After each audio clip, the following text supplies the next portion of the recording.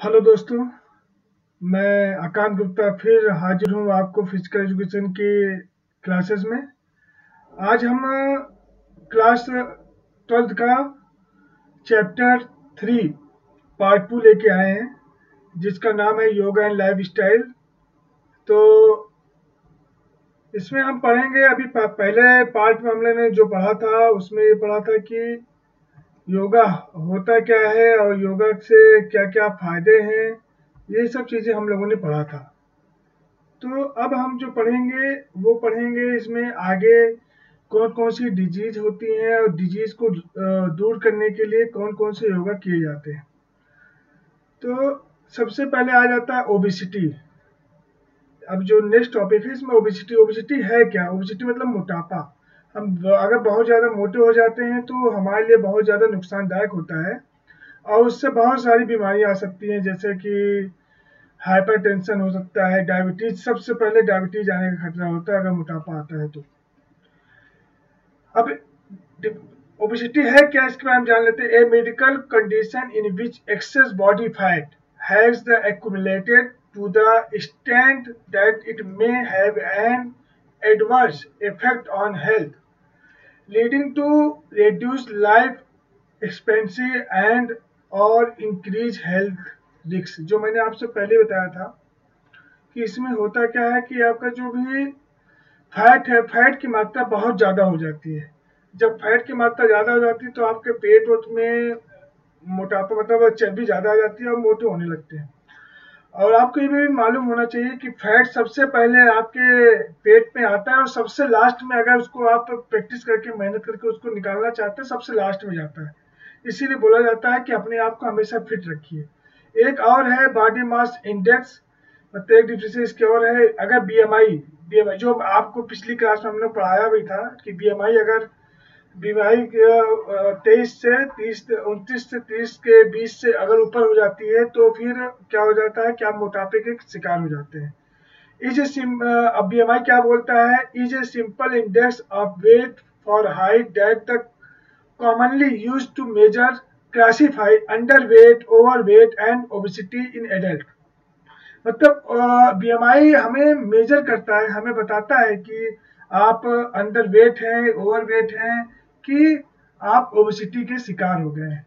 तो एक main definition आपका बीएमआई बताता है। बीएमआई मेन है, कायदे से देखा जाए तो बीएमआई से ही आपको पता चलता है कि आप मोटे हैं कि आप पतले हैं। अब कॉजेज ऑफ ओबेसिटी। ओबेसिटी होती कैसी है, मोटापा हमें क्यों कैसे आ जाता है? सबसे पहला है ओवर ईटिंग। अब ओवर ईटिंग मतलब आप खाना क्या करते हैं, अपने कैपेसिटी से ज़्यादा खा लेते हैं, तब आपके अंदर मोटापा आने की संभावना सबसे ज़्यादा होती है। तो हमको हमेशा ये ध्यान रखना है कि अगर हम खाना भी खाते हैं तो बहुत ही इस मात्रा ऐसी मात्रा में खाएं कि अगर हमको दोबारा 2-3 रोटी अगर और मिल जाए कहीं खाने के लिए तो हम उससे भी खा सकें। तो मतलब हमेशा जब भी खाना खाएं तो उतना पेट खाली होना चाहिए। वो आपके शरीर के लिए फायदेमंद है और आप आगे अगर फिजिकली मतलब फिट रहना चाहते हैं और बीमारी ना आए तो वो भी इसके लिए बहुत ज़्यादा फायदेमंद है। दूसरा क्या है? प्रेगनेंसी। ये अधिकतर लेडीज में होता क्या है कि प्रेगनेंसी होने के बाद शरीर बहुत ज़्यादा फूल जाता है और उसमें होता क्या है कि इस कायदे से प्रेगनेंसी के बाद कायदे से मालिश होनी चाहिए महिलाओं की, और उनके बेल्ट भी लगाना चाहिए। ये सब चीज़ें होनी चाहिए जिससे कि उनके अंदर मोटापा ना आए। प्रेगनेंसी एक नॉर्मल रीजन होता है मोटापा आने का, खासतौर से औरतों में। तीसरा क्या है? Environmental factor. अब इन्वायरमेंटल फैक्टर क्या है कि आप कहीं जाते हैं वहाँ पे, जैसे आप कहीं से किसी ऐसी जगह चले जाएं जहाँ पे जो खाने के लिए मिले वो केवल फैट चीज ऐसा ही मिले, तो वहाँ का भी बहुत ज़्यादा इन्वायरमेंटल होता है और वहाँ के एटमोसफियर में आप ढल नहीं पाते और वो शरीर वो सूट नहीं करता और आप शरीर आपका मोटापे की तरफ बढ़ने लगता है। फिर चौथा क्या है? जेनेटिक। जेनेटिक होता क्या है कि जैसे कि आप जेनेटिक मतलब हो गया कि आपका जो जेनेटिक मतलब आप मम्मी से या पापा से या फिर बाबा से, उनके थ्रू भी आपको मोटापा आ सकता है। ये सब चीजें आने लगती हैं, जेनेटिक के थ्रू से भी वो मोटापा आ जाता है। तो इसका भी ध्यान रखना है। वो उसका रीजन तो भाई जेनेटिक है तो वो जल्दी दूर नहीं होता है, लेकिन उसके लिए हम खान पीन में ध्यान रख के उसको हम दूर कर सकते हैं। पांचवा क्या है? मेडिकेशन।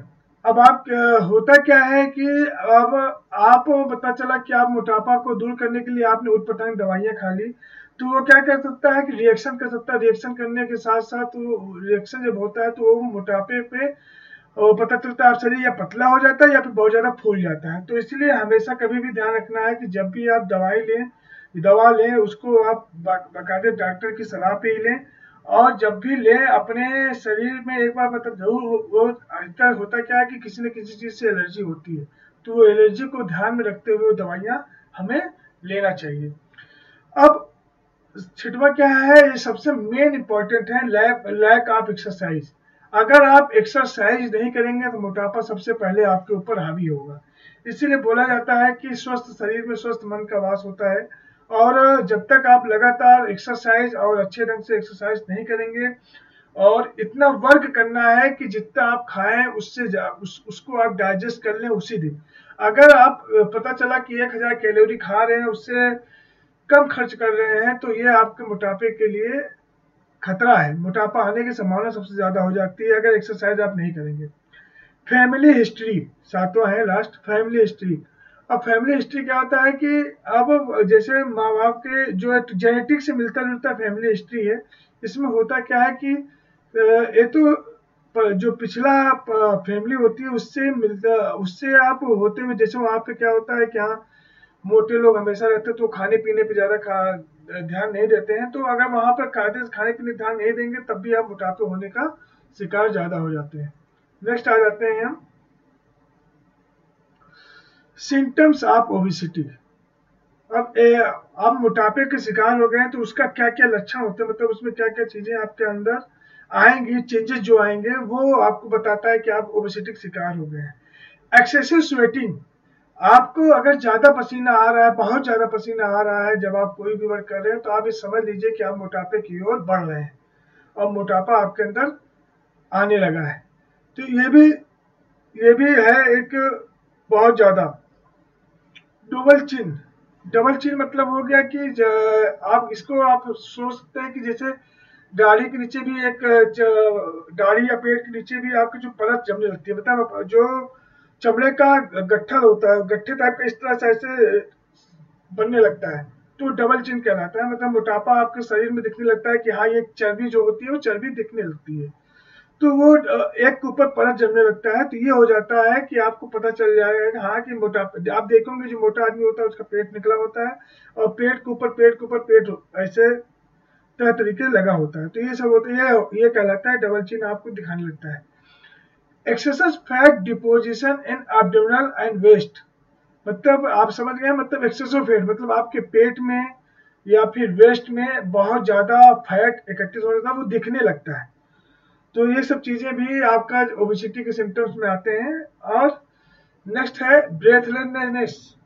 ब्रेथलेसनेस मतलब होता क्या है कि आप कोई भी काम करते हैं बहुत ज्यादा हाँफने लगते हैं, जब ज्यादा हाँफेंगे तब भी आपके अंदर मोटापा बढ़ने की संभावना हो जाती है, और बढ़ने लगता है तभी आप ज्यादा हाँफने लगते हैं। और उसके बाद लास्ट क्या है, feeling tired after and physical activity. जब भी आप कोई वर्क करने लेंगे, वर्क करने के बाद आएंगे तो आप बहुत ज्यादा कमजोरी महसूस करेंगे, कोई भी फिजिकल एक्टिविटी करने के बाद भी आप बहुत कमजोरी महसूस करेंगे और घर में आके एकदम थकान सा महसूस होगा। तो ये भी जो ये सारे जो है ये सिम्टम्स हैं ओबेसिटी के। ओबेसिटी के सिम्टम्स यही सब चीज है कि आपको सबसे मेन ये हो जाता है, थकान ज्यादा आने लगती है और आपके शरीर मोटा होने लगता है। नेक्स्ट है, अब इसको और क्या है, बैड हैबिट। बैड हैबिट में है कि आपको होता क्या है, आप मिठाई ज्यादा खा रहे हैं या जंक फूड ज्यादा खा रहे हैं तब भी इससे आप मोटापा आ सकता है। और आप पता चला घर पे 24 घंटा 12 घंटे बैठ के आराम कर रहे हैं और टीवी भी ज्यादा देख रहे हैं, मोबाइल पे ज्यादा टाइम बिता रहे हैं, तो ये भी मोटापे का शिकार हो सकता है आदमी। और आप जो ड्रिंक ले रहे हैं वो भी जैसे अल्कोहल ज्यादा ले रहे हैं, बियर वो ज्यादा पीने लगते हैं तब भी मोटापा आने लगता है। मतलब जो ड्रिंक लेते हैं वो भी सही ढंग से आप नहीं ले रहे हैं, तो ये भी सब चीजें आ जाती हैं। अब आ जाते हैं नेक्स्ट, ओबेसिटी को दूर करने के लिए कौन कौन से योगा आसन करना चाहिए हमें। तो सबसे पहले आ जाते हैं वज्रासन। ये बोला जाता है खाना खाने के बाद इसे करना भी चाहिए। अब इसमें क्या क्या, इसको कैसे करना है आपको सामने फिगर दे रखा है, आप देख रहे होंगे कि एकदम स्ट्रेट पैर को पीछे मोड़ के आराम से, जो कमर का है जो 90 डिग्री का पोर्शन है, ये चीज ध्यान रखिएगा। आपको मैं दिखा देना चाहता हूँ पॉइंटर पेंस। ये जो बैक है, ये जो हिस्सा है, ये हिस्सा आपका एकदम से स्ट्रेट होना चाहिए। अगर ये हिस्सा स्ट्रेट नहीं रहेगा तो वज्रासन सही नहीं होगा। और ये जो पैर की हिस्सा है, इस हिस्से को भी सही ढंग से रखना चाहिए। हाथ का हिस्सा भी आपको दिखाई दे रहा होगा, एकदम स्ट्रेट है। तो ये सब भी चीजें आपको ध्यान देना है। तो ये सब चीजें जो होती हैं, इस पे बहुत ज्यादा ध्यान रखना है। और हमेशा हमें जो देखना है वो हमेशा सामने देखना है। ये जो सामने की तरफ हमें देखना है। तो अब इसमें देखिए क्या क्या लिखा है कि chin parallel to the floor, lift open the chest, chest को ओपन किए रहना है। Engage the core muscle, muscle को दबा के रखना। कीप द नीज टुगेदर, जो घुटने हैं घुटने को आपस में सटा के बैठना है, ये भी ध्यान रखना है। टोज टच अदर, मतलब जो टोज है वो पीछे एक दूसरे को टच करना चाहिए। शोल्डर डाउन, शोल्डर ऊपर न उठा हो बल्कि नीचे एकदम रहना चाहिए। और हमेशा ध्यान रखें आप सामने की तरफ देखेंगे। ये आप इस तरह से आप इसको करेंगे। अब बेनिफिट इसके क्या क्या है? इम्प्रूव डाइजेशन, क्योंकि ये खाना खाने के बाद करना चाहिए किया जाता है। तो ये आपसे वाइवा में क्वेश्चन पूछा जा सकता है, क्योंकि 12th का एग्जाम अभी होगा तो उसमें वाइवा पूछा जा सकता है कि खाना खाने के बाद कौन सा आसन किया जा सकता है। तो वो है वज्रासन, इसको आप जरूर याद कर लीजिएगा।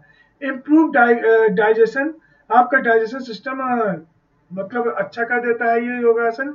एलिमिनेट्स कंस्टिपेशन, तो ये क्या करता है, जो आपके दिमाग में उठपटांग हरकतें आती है वो सब दूर करता है। Prevent uric and acidity, acidity जो पेट में बहुत ज्यादा गैस बनते हैं वो भी इससे दूर हो जाता है। स्ट्रेंथनेस द बैक, बैक में अधिकतर आजकल क्या होता है, बैक पेन की शिकायत बहुत ज्यादा आती है। तो आप इसको अगर करते हैं तो आपका बैक पेन और बैक में स्ट्रेंथ, मतलब बैक में जो बैक है वो आपके पीठ उठ में दर्द खत्म होगा, उसमें ताकत सी आएगी। Relieve patient suffering from the lower back problem and sciatica, मतलब जो आपसे बोला था लोअर बैक प्रॉब्लम जो होती है वो सब चीजें इससे दूर हो जाती हैं। अब क्या है, स्ट्रेंथनेस पेल्विक मसल, जो यहाँ कमर के नीचे जो मसल होती हैं वो मसल आपका जो इससे क्या होता है स्ट्रांग होती है। Is out level point pants and also reduce menstrual cramp. अब जो क्रैम्प आते हैं, अगर आप क्रैम्प होता क्या है ना, नस को चढ़ जाना, तो नस जो चढ़ जाती है वो सब चीजें दूर हो जाती हैं इससे। अब आ जाते हैं नेक्स्ट, त्रिकोणासन। ये भी क्या करता है, आपको ओबेसिटी को दूर करता है। डायग्राम बना हुआ है हाउ टू। अब इसमें क्या करना है, इन केस स्लिप डिस्क, ध्यान रखना है, कॉशन हमेशा ध्यान रखना है। कोई भी एक्सरसाइज तभी करनी है जब आपको कोई बीमारी ना हो। Straighten your legs and lungs and legs, आपका लंग्स और लेग्स को ये मजबूत करता है। उसके बाद अगर आपके अंदर कोई भी बैक पेन का प्रॉब्लम है तब इस आसन को कतई नहीं करना है, ये चीज ध्यान रखना है। हाउ टू परफॉर्म, इसको परफॉर्म कैसे करेंगे। Stand on your legs appeared, अपने पैर को एकदम सीधा रखे पहले, फिर उसके बाद उसको फैला देंगे। Hold right leg with right, मतलब आपको राइट लेग से अपना जो राइट लेग है विथ राइट हैंड से उसको टच करना है। And left hand the air, left hand क्या होगा वो एयर में होगा। Stay in the position and perform the another side, मतलब इस पोजीशन में आपको कम से कम 10 से 20 सेकंड तक रहना। इसमें 40 सेकंड भी दे रखा है, लेकिन मिनिमम 10 से 20 सेकंड तक इसको होल्ड करेंगे, तब आपके पेट की जो चर्बी होगी वो कम होगी। तो इसको आपको ध्यान रखना है कि अगर फैट को लॉस करना है तो ये त्रिकोण आसन भी बहुत अच्छा आसन है। सॉरी। अब आ जाते हैं हेल्प टू बर्न फैट। अभी त्रिकोण आसन हमें करता क्या, देखिए इसका पैर की दूरी आप देखेंगे, इसमें जो पैर की दूरी है,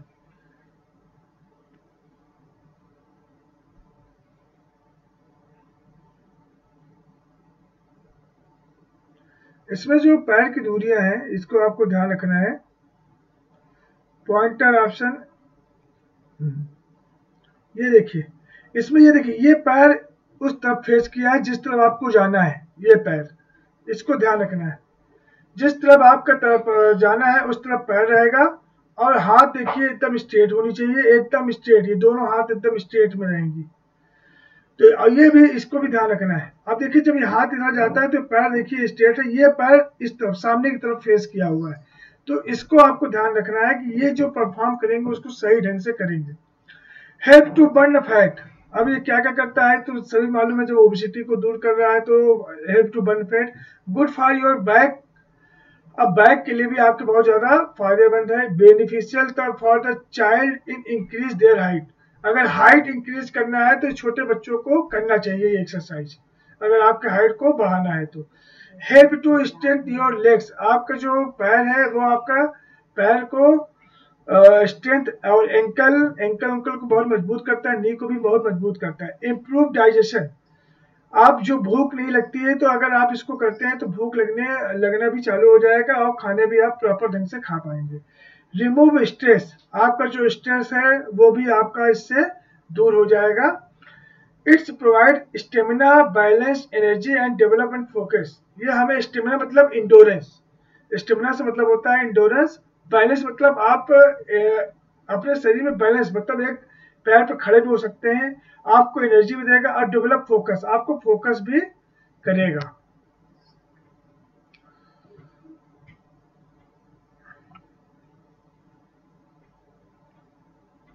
अब आ जाते हैं डायबिटीज। डायबिटीज होता क्या है, व्हाट इज डायबिटीज, आपको मालूम है डायबिटीज होता क्या है। वैसे इंसुलिन जो अपने शरीर में इंसुलिन की मात्रा होती है वो कम हो जाती है तब डायबिटीज होता है अधिकतर। अब व्हाट इज डायबिटीज, इसको आप पढ़ लेते हैं। Diabetes mean to blood glucose sugar is too high, जो ब्लड में शुगर की मात्रा होती है वो हाई हो जाती है। Too much glucose in a person blood instant healthy, अगर ज्यादा ग्लूकोज हो जाता है तो वो जो पर्सन होता है वो हेल्दी नहीं माना जाता है। Diabetes can lead serious health problem and premature death, अब इससे क्या होता है, अगर डायबिटीज आपको बहुत पहले हो जाती है, अगर आप उसकी रोकथाम के लिए रोकथाम के लिए आप एक्सरसाइज नहीं करेंगे या फिर उस पर कोई वर्क नहीं करेंगे, और उसमें डायबिटीज में हमें क्या नहीं खाना चाहिए वो सब चीजें नहीं करेंगे, तो आप जो आदमी है वो तुरंत जल्दी जल्दी मर सकता है, इसका भी ध्यान रखना है।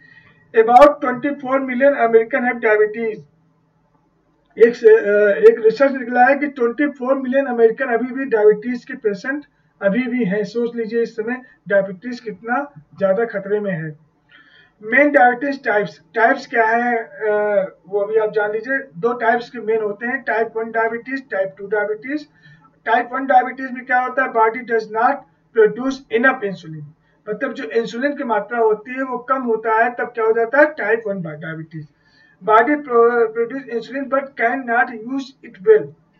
टाइप 2 डायबिटीज में क्या हो जाता है कि इंसुलिन क्या होता है वो तो प्रोड्यूस करता है, लेकिन उसको जो यूज करने के शरीर की जो ताकत होती है वो कायदे से यूज नहीं होता, वो कहलाता है टाइप 2 डायबिटीज। अब कॉजेज ऑफ डायबिटीज, डायबिटीज के क्या क्या रीजन हो सकते हैं वो चीजें आपको ध्यान रखना है। सबसे पहले तो आप ये जान लीजिए स्ट्रेस, स्ट्रेस सबसे ज्यादा, आप टेंशन लेते हैं, आप बहुत ज्यादा टेंशन लेते हैं तो डायबिटीज का सबसे ज्यादा खतरा आ सकता है आपके अंदर। ओबेसिटी जो मैंने आपसे बोला था, मोटापा, मोटापा अगर आएगा तो डायबिटीज आने की संभावनाएं सबसे ज्यादा हो जाती हैं। आप खाना अगर ज्यादा खाएंगे तब भी, एक्सेसिव फूड मतलब आप खाना ज्यादा खाएंगे तब भी आपको डायबिटीज हो सकती है।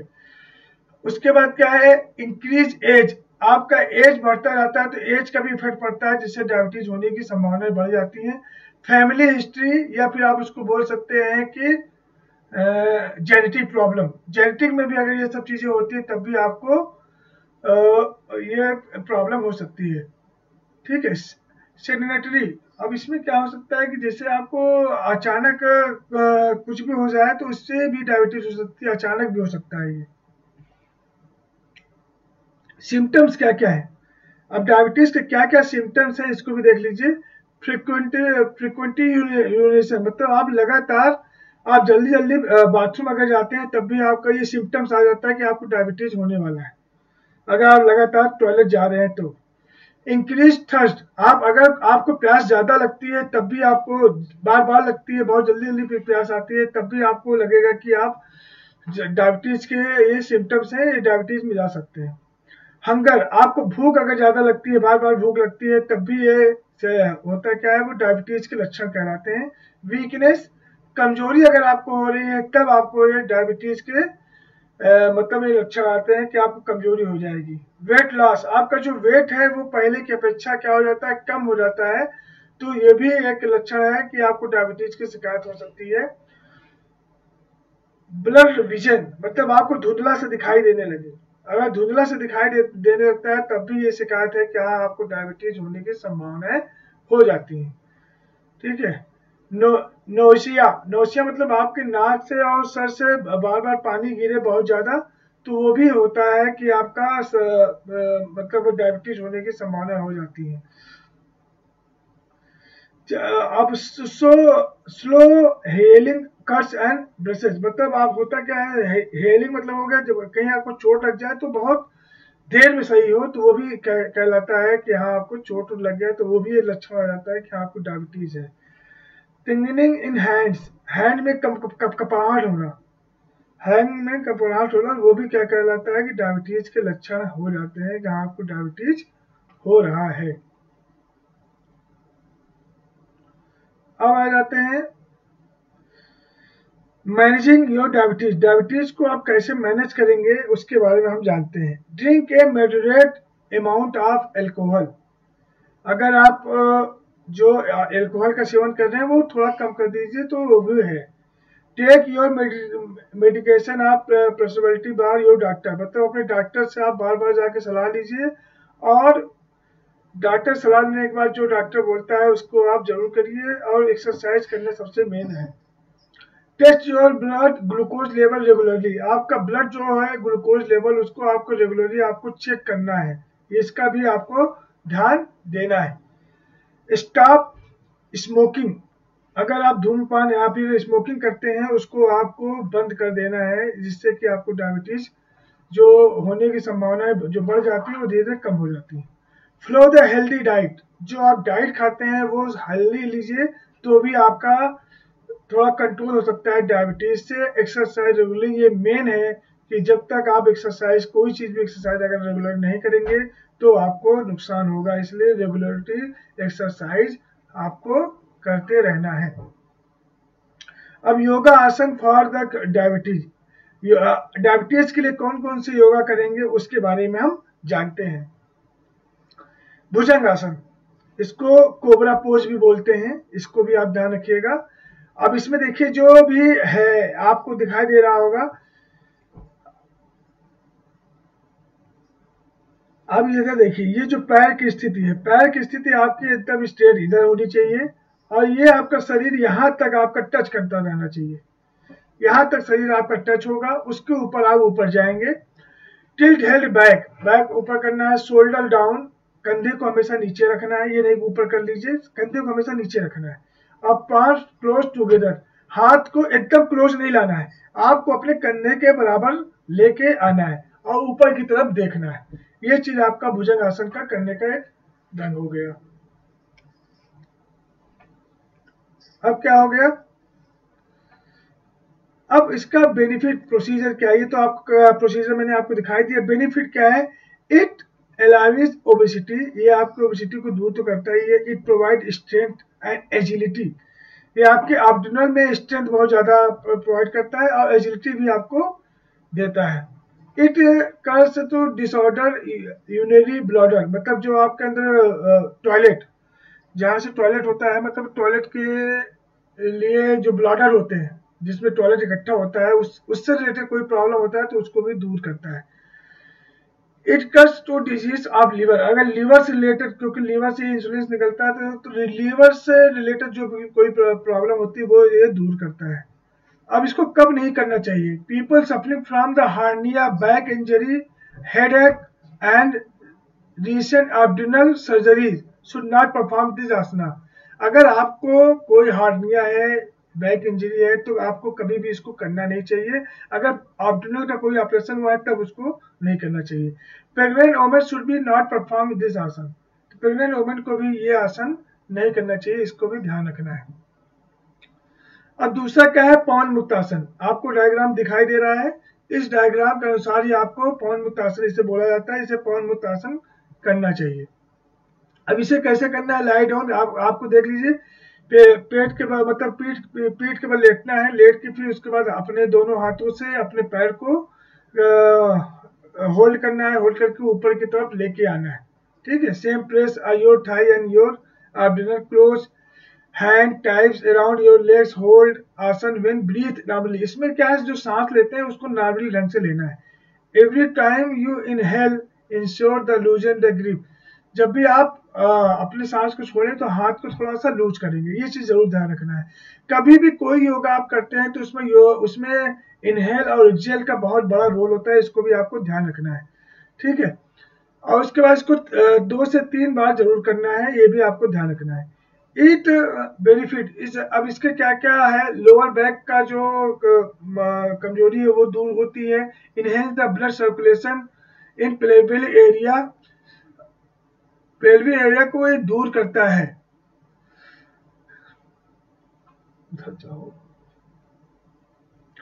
It stimulate the reproductive organ, ये आपके रिप्रोडक्टिव ऑर्गन को भी मजबूत करता है। It help cure menstrual disorder, ये आपका जो मेंस्ट्रुअल डिसऑर्डर है गर्ल्स में वो चीज दूर करता है। It help in reducing the fats of the thigh, buttock and abdominal, ये आपके थाई और बटक एंड एब्डोमिनल को भी दूर करता है। जो आपके अंदर फैट आ जाती है वो फैट इसको दूर करने का सबसे मेन यही होता है कि आपको दूर कर देता है।